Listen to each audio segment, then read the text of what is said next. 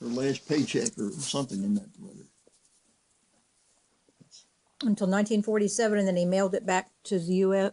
continental U.S. We came back to Turner Station and spent a few days before I went to Norfolk. Mm-hmm. But did she work there from the time you got there, though? I guess was my question. No, until she started working there after she got her RN. See, she had graduated, but she didn't have her. She hadn't passed the state boards. And that wasn't a state; it was a territory. But she took her state boards out there. They call them territorial boards, I think. And as soon as she got her RN, he hired her immediately. Oh, so how long was she out there before that happened? Though? Not very long. Okay, it wasn't very long. Yeah, we were still living downtown. Not in the little hut thing. No, we were living downtown in an apartment. How long did you live in the apartment? Oh, probably 3 months or so. I don't remember. Then how long did you live in the little hut thing? About a year and a half. In the Quonset hut. This is where Mama lived, in Liberty, South Carolina. Oh. You know where that is. Yes. It doesn't look like that now. No, it doesn't look like that then either. But they sold you picture postcards that make it look like that, whether it or not. That's the reason it's in there. I said, if there's anything, if that looks like anywhere around Liberty, I'd like to know about it. Yeah.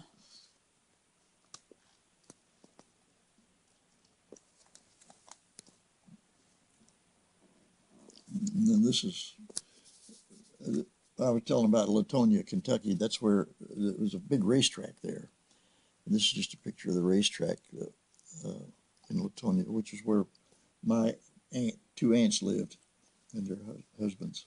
Your aunts? Aunt Georgia and Aunt Lola. I thought they lived in Louisville. I mean, in Ohio. They lived across the river in Kentucky. Oh. See, Covington, Kentucky is across the river, and there's all kinds of little suburbs. And Latonia was one of the main suburbs. That's where they lived. Of Cincinnati? And, yeah, it's really a across the river suburb of Cincinnati. Okay.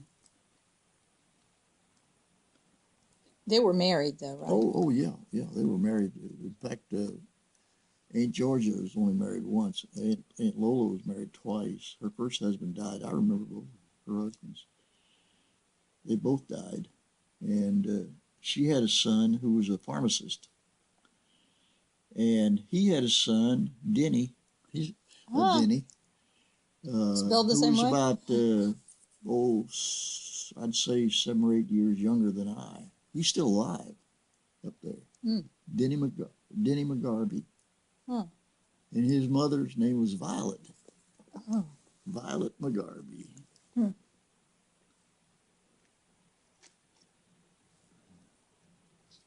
Were those sisters older or younger than your grandmother? My grandfather. Your grandfather. Tony Ford. They were, I don't know. I think they were probably older. I'm not sure. Now, my mother, Mattie G, that G really was for Georgia. Georgia. But she didn't like it. She absolutely refused to use it. I used to put G-E-E. Well, that's what she did too. Okay, maybe that's why I did it. That's what she did too. I like the name Georgia. That's funny. Maybe she thought it sounded like a state. Here's one that I took, or that I sent to him from Okinawa. Oh. when you went there when I was a child? Yeah. Oh.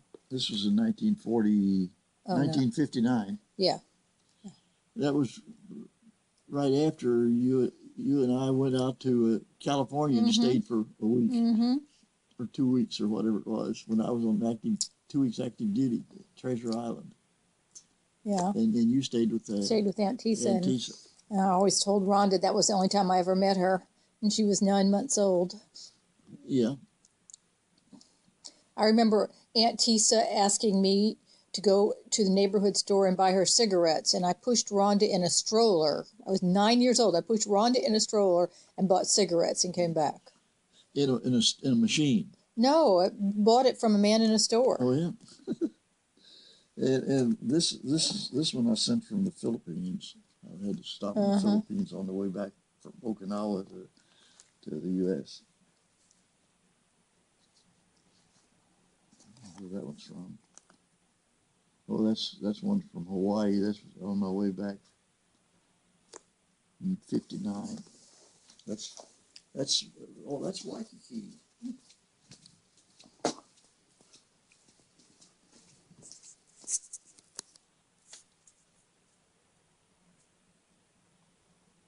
That light makes this, it so... excuse me. This is one I sent back from Honolulu on that trip that I had to go to Japan. And this is a Hotel Lincoln. I stayed there while I was at the Naval Academy. I used to go to New York. Yeah, okay. What happened? I turned the light off, then I turned it back on. Oh, I didn't turn it on high enough.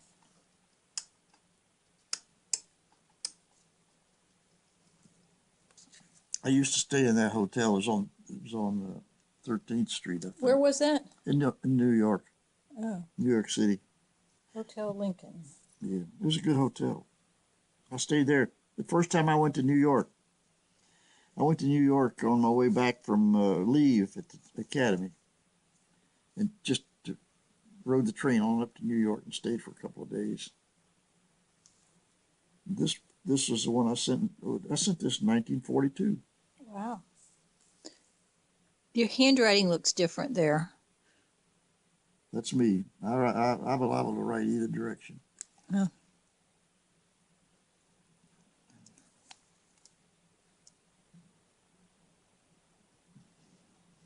Yeah, this is one I sent. This is the one I sent when I was on my way to the Naval Academy. Oh my goodness. That's the Lincoln Memorial. Yeah, that was. Oh, you were in Washington? That was in July the 28th, 1941. And I was inducted into the Naval Academy on July the 31st, I think, 1941. So it was in 40 and 41 that you went to Clemson? Yeah, I went to Clemson from September of 1940 till May of 41.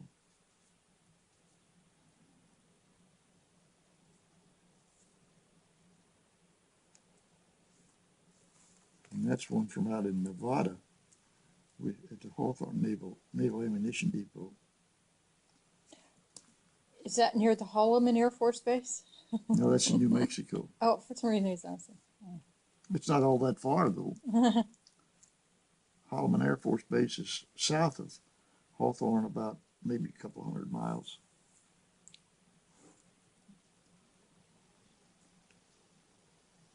Where's that? Now, remember the bridge that I showed you? Mm-hmm. That's it right there. Looks really different there.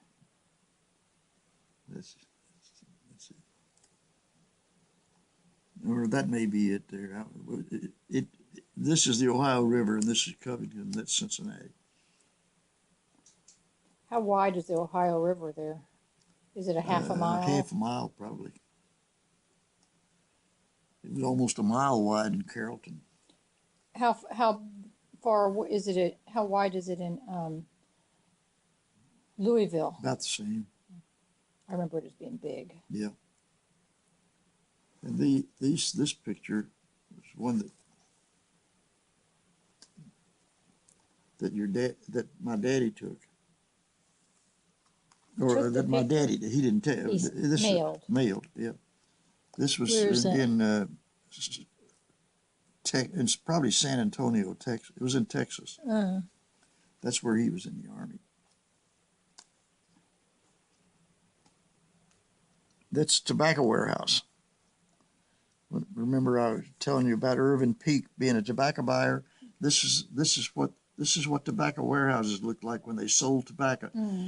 The buyers lined up behind an auctioneer, and he sold each pile, each basket separately, and a clerk wrote down which buyer bought it and how much. And then they took those pieces of paper and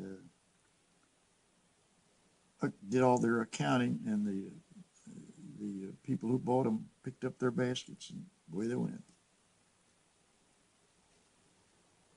This is the USS Ramsey, which is named after one of the Ramseys. It's even spelled right, huh? Yeah, even spelled right. Oh, yeah. And this,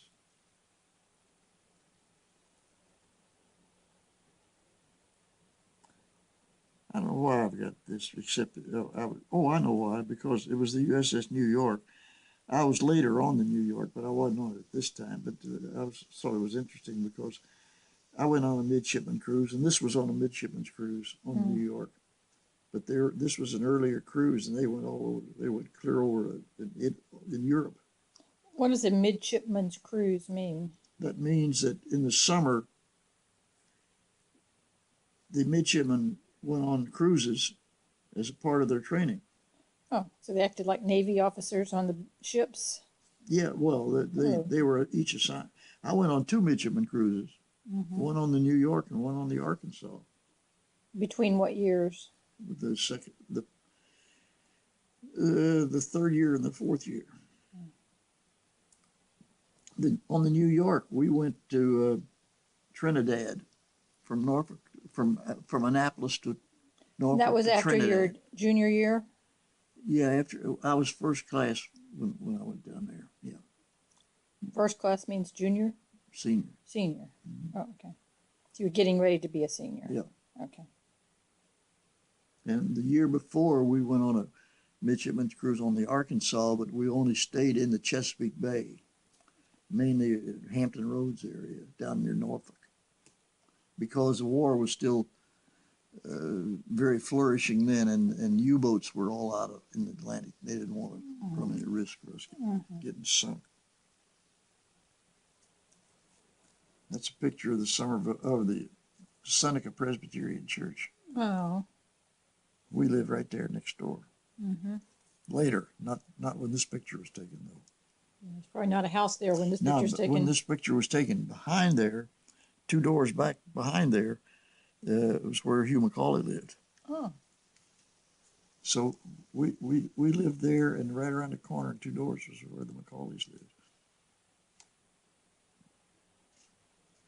This Operation High Jump, you wouldn't understand that. That was an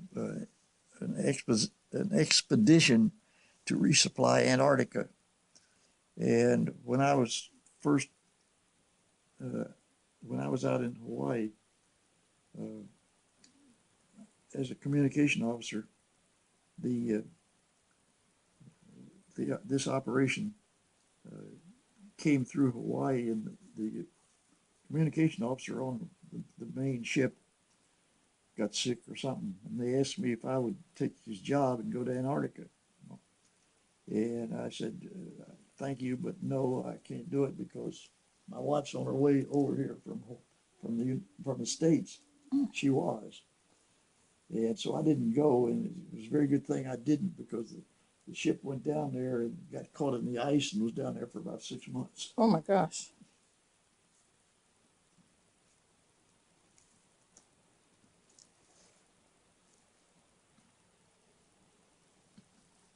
Yeah, those are just,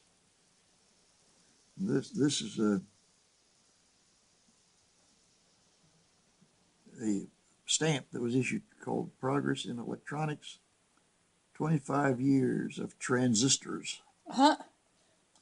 Now, these 3 guys were the official inventors of the transistor. But as you heard me say many times, I was the one who did the original patent search for them.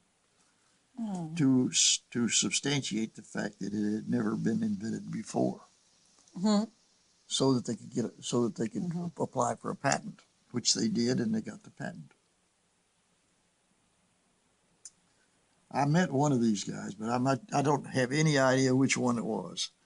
one of the three came down to the patent office when they applied for the patent and brought his little exhibit. And I was with them when I went over there with them. They worked for Bell Labs, which was AT&T's research division up in New Jersey, and I worked for Western Electric, which was AT&T's manufacturing division.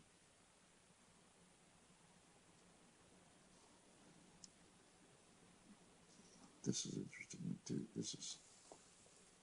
That's nothing to do with that. This is George Gershwin's Porgy and Bess.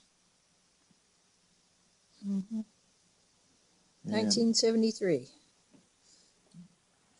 Actually, Porgy and Bess, that's 73. That's when the stamp was issued. Right. But Porgy and Bess, the reason I have this in here, Porgy and Bess opened as a play, as an opera, in New York on my birthday in 1933 or 35. I forget which. But it's a record. But it opened on my birthday. That's the reason that's in here. And of course, this is Truman.